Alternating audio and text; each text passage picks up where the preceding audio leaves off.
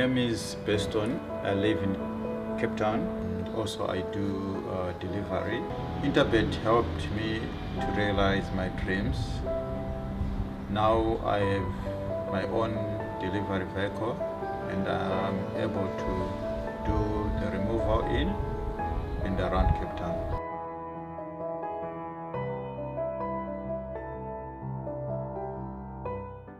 Race number 4, which is the start of the big one. It is the pick 6 and estimated pool of 12 million rand, and we look forward to seeing hopefully getting that pool to 12 million rand, a 2 million rand carryover in that pick 6. Now race number 4, riding high together, gold bracelet, group 2 over 2,000 meters, 12:55 is the time that you need to get those pick 6 bets on, so it is an early start to the pick 6. But before we get into race number 4, let's have a look at what the interview package has in store for us. Holding have formed very well, the last couple of months, especially this champion season. Last one was very good in the Oaks and a good second. I had my doubts whether she got the 2-4, but she stayed on well. And all the runs have been very good in the black type races. This is probably the toughest one that she's got to compete in. But she's doing exceptionally well. She's matured into a lovely filly. It has taken time, and you've only seen her now, this last season, how she's matured and grown into herself. She's game, she's consistent, but you can never leave her out. I think if you look at the weights, she's very, very kindly weighted in this race. The favourite comes up a lot in weight from their last out about 6 kilos. So I think that she'll run a lot closer. Last time there were a few reasons for the below par run.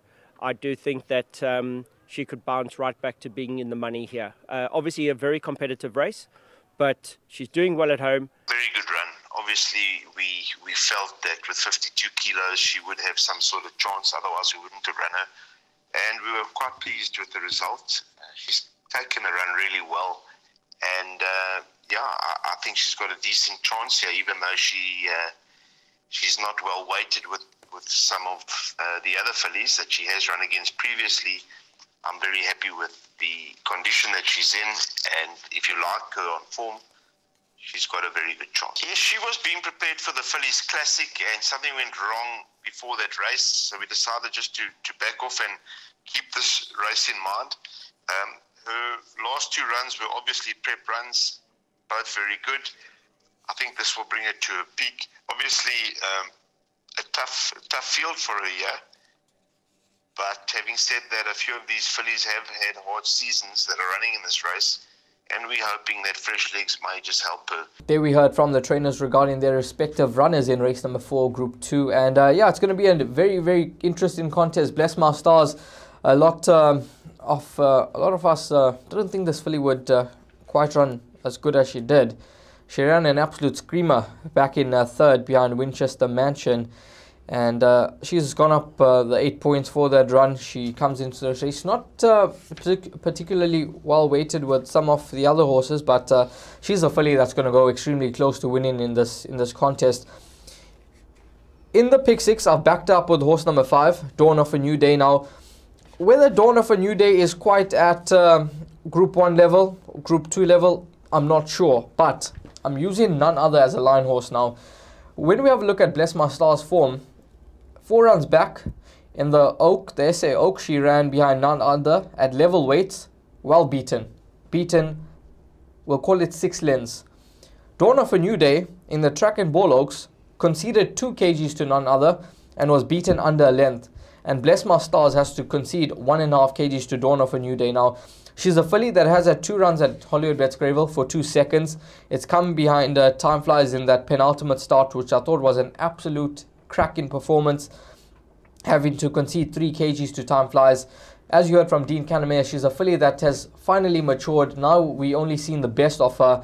And I think at around 7-1 in the market, she can give Bless My Stars a huge run for money. So those are going to be the 2 horses that are included into the pick 6. Sheldon, what's your thoughts on the 4th race? Are you a Bless My Stars fan?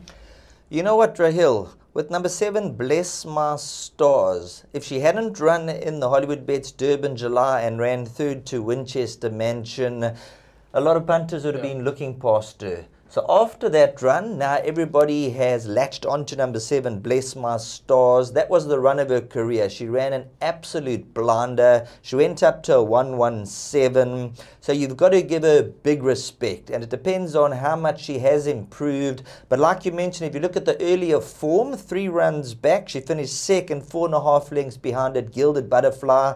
So if you like Bless My Stars, Gilded Butterfly, not much to separate them, 4.5 lengths, the weight turnaround in that. So if you like number 7, you got to throw in number 8, and then numbers 9 and 10. So if it wasn't for the July run, Bless My Stars would have big opposition. You'd be throwing in 4-5 runners. But after the July run, I know a lot of the guys have gravitated strongly towards number 7, Bless My Stars.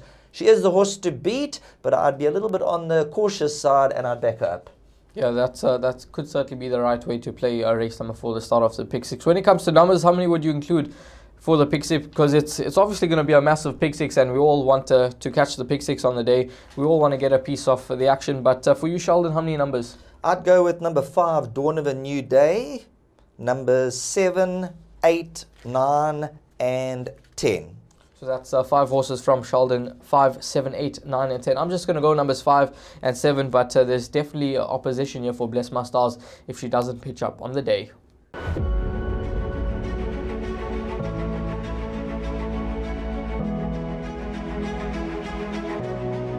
It's good fun. Days like these are great. You get the whole industry together, and to have, companies and corporations like Interbet and Cape Racing who are so generous with sort of time and energy into making a day like this possible is it's fantastic for everyone.